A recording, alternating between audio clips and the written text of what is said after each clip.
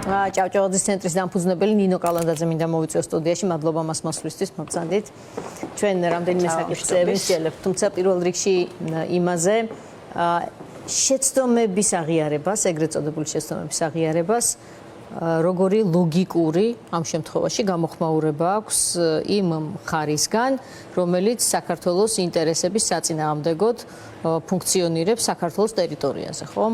აი რასაც ჩვენ ვუყურებდით მთელი ამ ხნის განმავლობაში, იგივე შეცდომის ბრჭყალებში ისევ აღიარება იყო წულუკიანის კომისიის მთელი სამუშაო პროცესი, მისი ერთი პატარა ფრაგმენტი იყო ჩორჩანა, ხო? ნუ არც ისე პატარა, მაგრამ ერთი ელემენტი იყო მოკლედ ჩორჩანა. სად მიდის ეს აღიარებები? სად მიდის ეს ლოგიკა, რომელსაც ახლა უკვე საქართველოს სახელმწიფოს უტრიალებს უკან საოკუპაციო სივრციდან, მოსკოვიდან იქნება ეს თუ მათი მარიონეტული რეჟიმებისგან სხვადასხვა საქართველოს ინტერესის წინააღმდეგ მოქმედი ჯგუფი თუ ხელისუფლება, ეგრეთ წოდებული. საღამშვიდობის ნინო, მივესალმებით თქვენს მაყურებელს.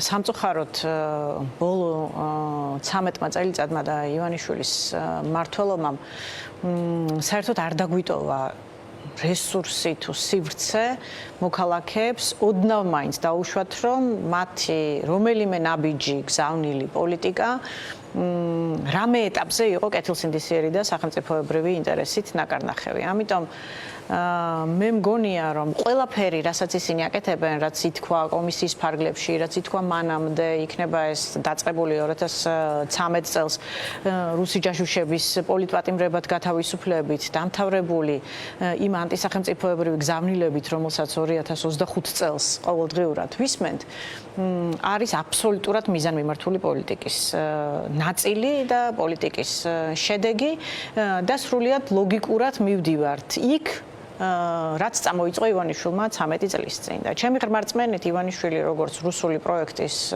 თვალსაჩინო წარმომადგენელი თუ განმახორციელებელი საქართველოში, რომელიც საქართველოს თბილისის რაღაც ირიბ თუ არაფორმალურ ოკუპაციას ეწევა, მის ამოცანას იმთავითვე წარმოადგენდა საქართველოს სუვერენიტეტის შეზღუდვა, ანუ საქართველოს დესუვერენიზაცია, ის რასაც აბრალებენ ევროპას, ის რასაც ისინი აბრალებენ ჩვენს ცივილიზებულ მოკავშირეებს, სინამდვილეში ეს არის, რასაც რუსეთი ივანიშვილის ხელით აკეთებს საქართველოში. ანუ ის ცდილობს ქვეყნის კონტროლს მისი დესუვერენიზაციის გზით და იმ ერთეულით, რომელსაც ის სრულად აკონტროლებს ივანიშვილის და ივანიშვილის რეჟიმის. აქედან გამომდინარე, ეხლა თქვენ ეს არ გიკვირთ, იმიტომ რომ რა თქმა უნდა თქვენ პირველივე ეტაპზე იყავით საზოგადოების იმ ნაწილში, რომელსაც ამაზე არათუ ეჭვი ჰქონდა, არამედ მიიჩნევდა, რომ ეს დასაბუთებული უკვე ფაქტია. როგორც ასეთი ივანიშვილი, როგორც საქართველოს სუვერენიტეტის შეზღუდვის ამოცანით და მისიით გამოგზავნილი საქართველოში. თუმცა ძალიან ჭირდა ამისი დაჯერება პირველ ეტაპზე, მით უმეტეს რომ მან რაღაც პროდასავლური კოალიცია შექმნა, თავიდან სულ ჩაწერა, თქვათ, მისი სურვილი იყო რომ ჩაწერილიყო 78 მუხლი კონსტიტუციაში, სხვა მიმართულებით ანტიდისკრიმინაციული კანონი რომ გავიხსენოთ, მხოლოდ ხომ ბევრი რამ გააკეთა მისმა კოალიციამ სხვადასხვა ეტაპზე, რომ ეს თუ კი ვინმეს ჰქონდა ასეთი ეჭვი, რომ ეს განეიტრალებულიყო. ანუ ეს იყო ყველაფერი ეს იყო ძალიან მიზანმიმართული თვალთმაქციური პოლიტიკა. ეს თქვენი აზრით ყოველთვის იყო ის, რაც აუცილებლად მე აქ დამთავრდებოდა. თავიდანვე ასე იყო. თუ არის ნელ-ნელა მიგახავდა, მით უმეტეს ახლა ჩვენ კრედიტ სუისის ამბავი წავიკითხეთ და გამწვავდა თუ არა მას მე, რაც მას ეს ფული დაეკარგა. არა, ჩემი ღრმა რწმენით და მე ვფიქრობ, რომ დღევანდელი გადმოსახედიდან კითხვებიც პრაქტიკულად აღარ რჩება, რომ ივანიშვილი მოსვლის დღიდან წარმოადგენდა მოსკოვიდან ძალიან კონკრეტული ბერკეტებით მართულ პიროვნებას, რომელსაც ძალიან კონკრეტული ამოცანები ჰქონდა საქართველოში და თუ ჩვენ შეგვიძლია რომ რაიმე ტიპის პარალელები გავავლოთ დიქტატორებს შორის, მათ შორის უშუალოდ პუტინსა და ივანიშვილს შორის არის ის, რომ როგორც პუტინს, ისე ივანიშვილს არასდროს უმალავს თავიანთი კონკრეტული ზრახვები, თუ ჩვენ დღევანდელი პრიზმიდან და დღევანდელი პერსპექტივიდან მაგალითად მოვისმენთ მის თავდაპირველ საპროგრამო სიტყვას, მის სტატიებს, რომელიც მან გამოაქვეყნა ამერიკის შეერთებულ შტატებში, სადაც ის ძალიან წყობრად აყალიბებს თავის პოლიტიკას იმის თაობაზე, რომ საქართველოს საერთოდ არ უნდა ქონდეს ამბიციური საგარეო პოლიტიკა, რომ საქართველო არის რაღაც პატარა სოფელი, რომელსაც რუსეთთან აქვს არა მხოლოდ მჭიდრო კავშირები, არამედ რუსეთის გარეშე მას ფუნქციონირება არ შეუძლია. ნაკრებშუქონძლია, სადაც ის ნატოს მოიხსენიებს როგორც რაღაც პერიფერიულ პროექტს, სადაც ის ამბობს, რომ ევროკავშირი და ევრაზიული კავშირი შესაძლოა რომ თან არსებობდნენ, ანუ მას მთელი ეს კლიშეები დაალაგებული აქვს, ასე ვთქვათ, ძალიან მწყობრად.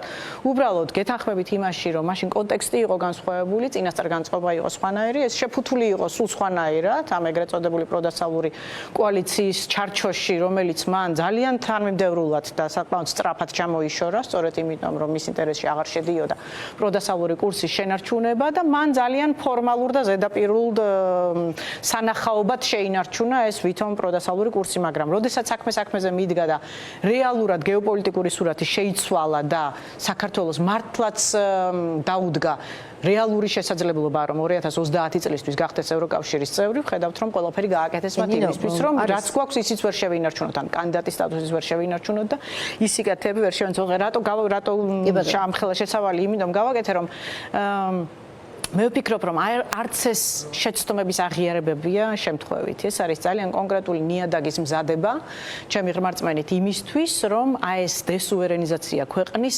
რეალურად გაფორმდეს. ანუ ივანიშვილის ამოცანა რა არის? ის თავიდანვე საუბრობდა რაღაც საქართველოზე, როგორც ნეიტრალურ ერთეულზე, საქართველო არ უნდა იყოს მის ცნობილ წერილში, ის საუბრობს, საქართველო არ უნდა იყოს განხეთქილების ვაშლი დასავლეთსა და ამერიკას შორის, საქართველო არ უნდა იქცეს ამერიკის კუბად. ანუ ამით ის პირდაპირ გვეუბნება ჩვენ, რომ საქართველოს უნდა კონდეს არა მიკერძოებული ასპირაცია ევროკავშირში ან ნატოში გაწევრიანების, არამედ ის უნდა იყოს რაღაცნაირი ნეიტრალური უღიმღამო სტატუსის მქონე.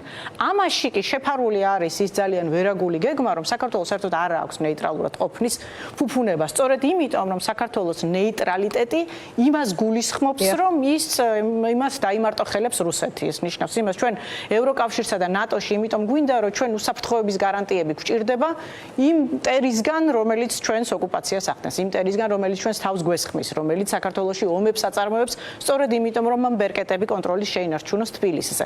სწორედ ამიტომ გვინდა ჩვენ აქედან რომ გავარღვიოთ და მოვიპოვოთ მშვიდობიანი განვითარების პერსპექტივა და სწორედ ამას აკეთებს ივანიშვილი. მისი ამოცანა არის, რომ საქართველოს ტერიტორიული მთლიანობა დარჩეს ხელყოფილი იმისთვის, რომ საქართველო კონტროლირებადი იყოს, ანუ ოფიციალური თბილისი ადვილად კონტროლირებადი იყოს უცხო ძალების მიერ, კონკრეტულად რუსეთის მიერ, ვისაც აქ აქვს დესტაბილიზაციის ინტერესი და აქ გეოპოლიტიკური სტრატეგიული ინტერესი სწორედ რუსეთის ხორციელდება. აქ ხდება შეკითხვა, რა მანძილი რჩება აი ამ აღიარებებიდან, ბოდიშებიდან და აი ამ ტიპის საქმეებიდან, როგორც ჩორჩანას ეპიზოდია, ხო? იქამდე რომ საერთოდ რაღაცა ტიპის კოლაბორაციაზე უკვე რუსეთთან საქართველოს არალეგიტიმური ხელისუფლება წავიდეს ოკუპირებული ტერიტორიების რაღაც სტატუსზე, რაღაცა საუბარზე. აი შეიძლება უკვე ამ მიმართულების საფრთხეებს ვხედავდეთ პროცესში. მე არ შემიძლია ვთქვა ეს პირდაპირ აღიარება, მაგრამ მიიჩნევთ თუ არა, რომ აქ არის ის ელემენტები, საითაც მიდის ახლა მთელი ეს პროცესი ბოდიშების, შეცდომების აღიარების და კასკადი მთელი ანტისახელმწიფოებრივი რიტორიკის. ჩვენ მთელი ამ წლების განმავლობაში შეფარულად, ირიბად, თუმცა მაღალი პოლიტიკური თანამდებობის პირებისგან, როგორიც იყო მაგალითად პრემიერ-მინისტრი კვირიკაშვილი ან როგორიც იყო რეინტეგრაციის მინისტრი ზაქარიაშვილი, რომლებიც საკმაოდ ღიად საუბრობდნენ იმაზე, რომ ოკუპირებულ ტერიტორიებზე მაცხოვრებელ ადამიანებთან მიმართებით საქართველოს პოლიტიკა არის ეთნიკური კონფლიქტი. რომ ჩვენ ერთმანეთში უნდა ვისაუბროთ, რომ აქ რუსეთის როლი პერიფერიულია. ეს არის პირდაპირ რუსული ნარატივი, ეს არის პირდაპირ მოსკოვში დაწერილი გზავნილი იმისთვის, რომ ამ კონფლიქტიდან რუსეთი გაწიონ და ეს წარმოაჩინონ როგორც დაპირისპირება საქართველოში პასუხისმგებლობა შეამციროთ. არა მხოლოდ პასუხისმგებლობა შეამცირონ, არამედ გადაიყვანონ იმ ჭრილში, სადაც ოკუპანტს კი არა აქვს წამყვანი როლი, სადაც ოკუპანტის გაწევით ფუნდამენტურად კი არ იცვლება სურათი, არამედ თითქოს ჩვენ გვაქვს რაღაც გასაკეთებელი, რაც შინაურულად მოგვარებადია და რუსული როლი აქასი არ არის. და მას აქ ქონდა აქცენტი ხოლმე, რომ აი ამის პარალელურად უნდა არსებობდეს კომუნიკაცია სამხრეთო სულ და აფხაზურ მხარეებთან.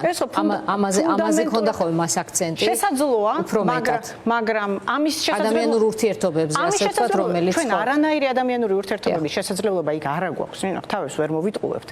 იმ პირობებში, როდესაც იქ უცხო ქვეყნის ჯარია განთავსებული, სადაც de facto რეჟიმი 100%-ით მართულია მოსკოვიდან, იქ სახალხო დიალოგის არანაირი რესურსი არ არსებობს. ახლა ეს არის თვალში ნაცრის შეყრაც არ არის. ეს არის, რასაც რუსი გვეუბნება, რომ მე არაფერ შუაში არ ვარ, თქვენ ერთმანეთში ვერ გვარდებით. გაიწიოს რუსი და ჩვენ გადავწყვიტავთ, მე რა ტიპის დიალოგი ვაწარმოოთ ერთმანეთში და ვინ რა ტიპის დათმობებზე წავიდეს. ხო მართალია, მაგრამ ამის რესურსი დღეს არანაირი არ არის. ამ არსებობს. კონტექსტში, რასაც თქვენ ამბობთ ახლა, სწორედ სტატუსის თემა, ამ de facto რუსეთის მხრიდან აღიარებული ორი სივრცის შეიძლება თუ არა რომ გააქტუალურდეს და ივანიშვილს მოსთხოვონ აღიარების ტიპის მიდგომები აი ამ რუსეთისთვის ფუნდამენტურ პრობლემას წარმოადგენდა საქართველოს მიერ წლების მანძილზე წარმოებული ეფექტურად წარმოებული არაღიარების პოლიტიკა, იმიტომ რომ მათ იმედი ჰქონდათ, რომ თავის დროზე ჯერ კიდევ როდესაც საერთაშორისო კონტექსტი განსხვავებული იყო, საერთაშორისო თანამეგობრობის ნაწილს მაინც დაიყოლიებდნენ აღიარების პოლიტიკისკენ, მაგრამ ეს პრაქტიკულად ჩაუვარდა პუტინს, რომლებიც საერთოდ ამინც ვერ ქმნიან, მათ საერთაშორისო კონტექსტში საერთოდ ვერ შეცვალა და შესაბამისად რუსებს არ აქვთ შესაძლებლობა ის პოლიტიკა აწარმოონ ოკუპირებულ ტერიტორიებზე მიმართებით, რომელსაც ისინი ისურვებდნენ რომ აწარმოონ. ამიტომ რასაკვირველია მჯერა იმისი, რომ ივანიშვილის ერთ-ერთ ამოცანას წარმოადგენს აი ამ სტატუსის ჩაბეტონება, შესაძლოა არა პირდაპირ გზით აღიარება, მაგრამ აი ამ არაღიარების პოლიტიკის შესუსტება იმდაგვარად, რომ საერთაშორისო სამართალი დროთა განმავლობაში გადაიხედოს, იმიტომ რომ კონფლიქტების გაყინვის მოტივაცია პროაქტიულად იმ თავითვე აღარც მუშაობს, ხო? მაგრამ იმ შემთხვევაში თუ თვითონ ჭყალებში ეროვნული ხელისუფლება ამ სტატუსს მოცემულობად იღებს, იმიტომ რომ მაგალითად თავის წინამორბედს აბრალებს ომის დაწყებას. თუ ამ სტატუსს მოცემულობად იღებს, იმიტომ რომ მიიჩნევს, რომ ეს იყო ქართული სახელმწიფოს შეცდომა და არა ოკუპანტის მიერ ინიცირებული და ინსპირირებული ძალადობრივი ოკუპაცია, მაშინ ბუნებრივია, რომ საერთაშორისო თანამეგობრობას ის საფუძველი ეცლება, რომელზე დაყრდნობითაც მათ ეს სტატუსი უნდა შეინარჩუნონ და ეს ფორმალური არაღიარების პოლიტიკა შეინარჩუნონ. არ განაღლებს ეს ამბავი, მაშინ მეც შეიძლება ვიფიქრო, რომ შენ თუ არ ამბობ რომ შეიძლება რომ იყოს აფხაზეთი მეტი მაგალითად, რატომ არ შეიძლება რომ ვიღაცამ რაღაც ეკონომიკური ურთიერთობების თუ საინვესტიციო პოტენციალად განიხილოს იქაურობა. და ამას ნამდვილად აკეთებს ივანიშვილი, თუმცა გრძელვადიან პერსპექტივაში მე მაინც მგონია რომ ისინი ძალიან მიზანმიმართულად მიდიან საქართველოს ნეიტრალური სტატუსისკენ და ასევე ნიადაგს ამზადებენ იმისთვის რომ ოკუპირებულ ტერიტორიების აღიარება მოხდეს. მოკლედ გთხოვოთ პასუხი, სწორედ ნეიტრალური სტატუსისკენ სulis პროცესში სჭირდება, რა თქმა უნდა, ივანიშვილს საკონსტიტუციო უმრავლესობა, მიგაჩნიათ თუ არა რომ აი ახლა პარტიების შეზღუდვის პარალელურად რაღაცა გავრცელებული ხმების, რომელიც რაღაცა ფაქტებს ეფუძნება ბუნებრივია და ვარაუდებს პარალელურად ის ფიქრობს მალე რიგგარეშე არჩევნების დანიშვნას თავისი თამაშის წესებით და რომ იქ ერთ-ერთი მთავარი ამოცანა არის სწორედ ეს 78 მუხლი და იქ ვთქვათ შესწორებების შეტანა ისეთის, რომელიც საქართველოს კონსტიტუციის დონეზეც დააშორებს უკვე დასავლეთს, თორემ ისე ფაქტობრივად ჩვენ ამ მუხლის არსებობის მიუხედავად de facto ზუსტად იმ მდგომარეობაში ვართ, თუ კი ვთქვათ სულაც სხვა რამე წერებოდა, იმისთან სულ არ იქნებოდა ეს 78 მუხლი. მე მგონია რომ მას ამის სურვილი ექნება, მაგრამ ამის შესაძლებლობა თუ არ მიეცემა და ამის გამო ჩემი ღრმა რწმენით დამატებით თავს არ აიდგივებს, დამატებით ხარჯებს არ წამოიკიდებს, რომ აუცილებლად ხელახალი არჩევნები ჩაატაროს საკონსტიტუციო უმრავლესობის მოპოვების მიზნით. სწორედ იმიტომ, რასაც თქვენ ამბობთ, იმიტომ რომ ამის ფაქტობრივი საჭიროება არ არსებობს. საკონსტიტუციო კონსტიტუციაში რა ეწერება, არსებითი მნიშვნელობა აღარ აქვს, თუ ის ფაქტობრივად საქართველოში ნიადაგს ამზადებს იმისთვის, რომ საქართველო პრაქტიკულად მომდევნო 20-30 წლის გაფართოების ტალღისთვის ევროკავშირში ვერ გაწევრიანდეს, რომ ვერ მოხდეს იმ ასოცირების პროცესის ნაწილი, რომელშიც საქართველო ახლა ამ ტალღაზე უნდა იყოს და თუ რუსეთს შესაძლებლობა ექნება, რომ აქ თავისი გეოპოლიტიკური ინტერესები სრულად დააკმაყოფილოს, არსებით მნიშვნელობას კონსტიტუციაში რა ფორმით ეწერება 78 მუხლი მე არ მივანიჭებდი. მადლობა. ირგალანდაძე, ჭავჭავაძის ცენტრის დამფუძნებელს, რომ პასუხობდა ჩვენს შეკითხვებს.